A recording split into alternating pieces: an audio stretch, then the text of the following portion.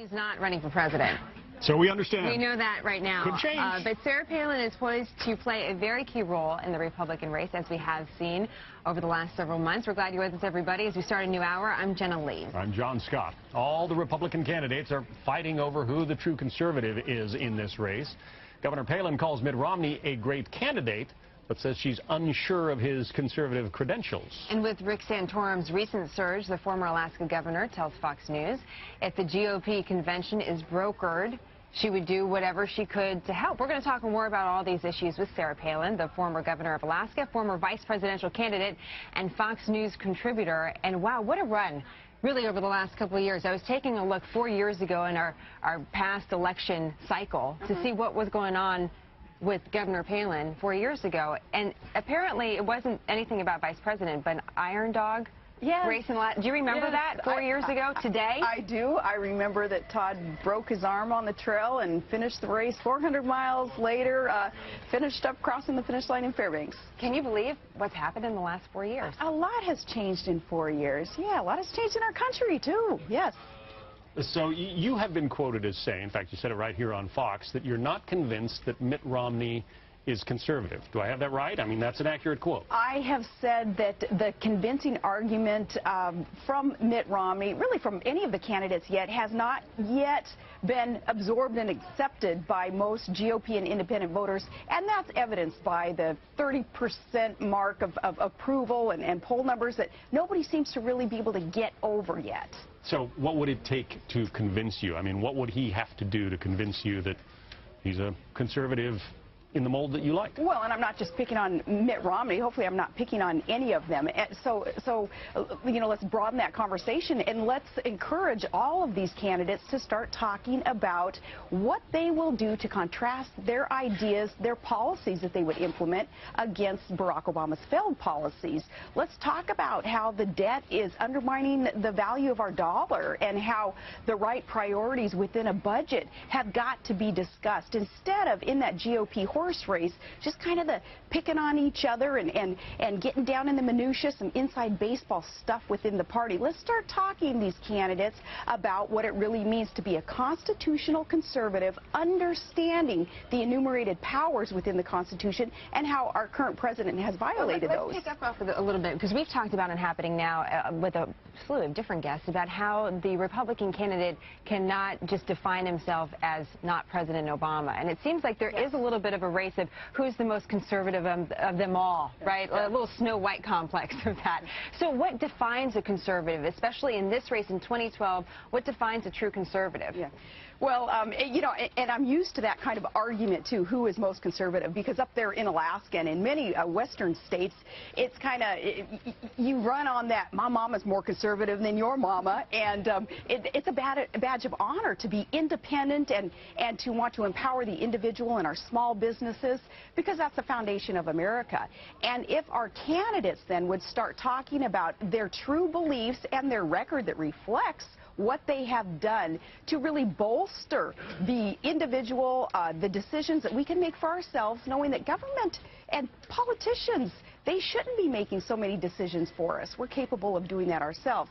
If these candidates would start talking more in that vein, the discussion, the debate would be more productive, more healthy for this entire process. The president's popularity ratings have been on the upswing lately. He is at 50% or so in the latest polls in terms of his job approval. Why do you think that is?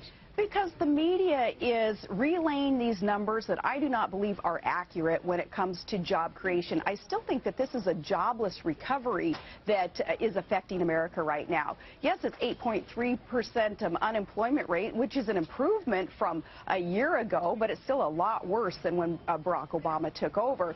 That number, though, reflects many millions of Americans who are underemployed or just can't even muster really the gumption gumption, the enthusiasm to get out there and look for a job. So that 8.3% unemployment number is an indicator to President Obama and to his allies in the media to make it look like things are getting better. But look at the price of gas. Look at the price of a barrel of oil. Look at the manipulation of the domestic oil supply via our president's actions to lock things up.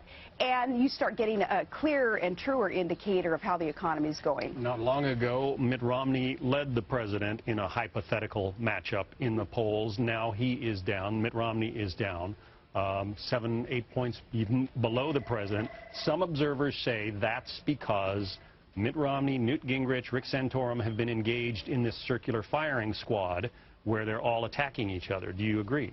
I do agree with that, and I have been a proponent all along of healthy debate and great competition because it elevates our game. It makes us all produce more, produce better. I guess that's kind of my free market capitalist within me believing in competition.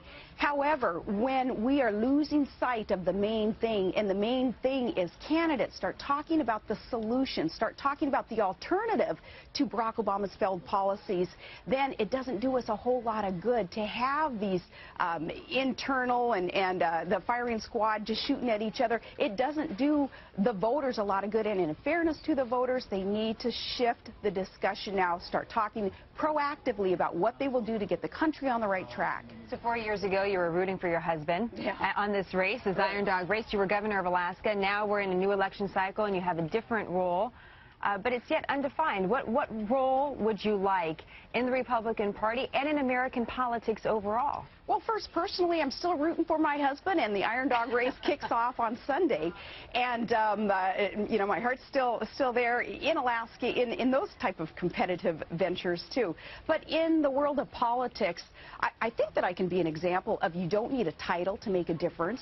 Any American, thank God for our freedoms in America. We can speak out, we can write and have published with our freedom of the press what it is that we believe in, how we believe that the economy, that our country can be turned around, and I will continue to do that in any way that I can help in a positive role. You've said that you believe a brokered convention is actually possible on the Republican side? Absolutely, I do. I believe because Republicans aren't afraid to duke it out, and we're not going to let the media or the establishment, especially independent Republicans, we're not going to let a machine tell us who our candidate is going to be. So because of that, I can foresee this going the distance.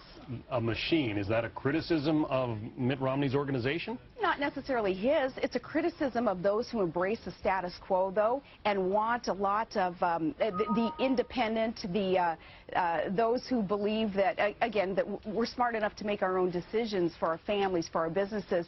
Those who don't necessarily agree with that and want to tell others, sit down and shut up, I don't want to hear your ideas, I don't want to hear an opposition. Those who embrace that status quo, I criticize them for that. Quick final question. How do you do it all? You have all these kids, you got this husband doing the dog race, you're talking about politics. I mean, what's the key? A lot of American women look up to you and, as far as getting involved in politics, but how do you do it all? You know, I am allowed via my faith in God and a great husband, Todd, that allow me to get out there and kind of shake it up a little bit and hopefully, again, reflect a message of normal, average Americans who just want really great things for their country because they understand the exceptionalism that is America and how it is that we can get that back. It's great to have you on Happening Now. Thank you. It's an honor to be here. Thanks for visiting us in the newsroom, everyone. I have great admiration for you, even more so now that I see it truly is kind of chaotic here, and yet you keep your composure. You know what you're doing. It's impressive. You're behaving well, by the way. The newsroom, keeping the volume down, no phone calls happening. We've got a seat for you on the assignment desk if you'd like to pitch in. The old days, I would do it. Thank you, Governor. Nice to have you. Thank you.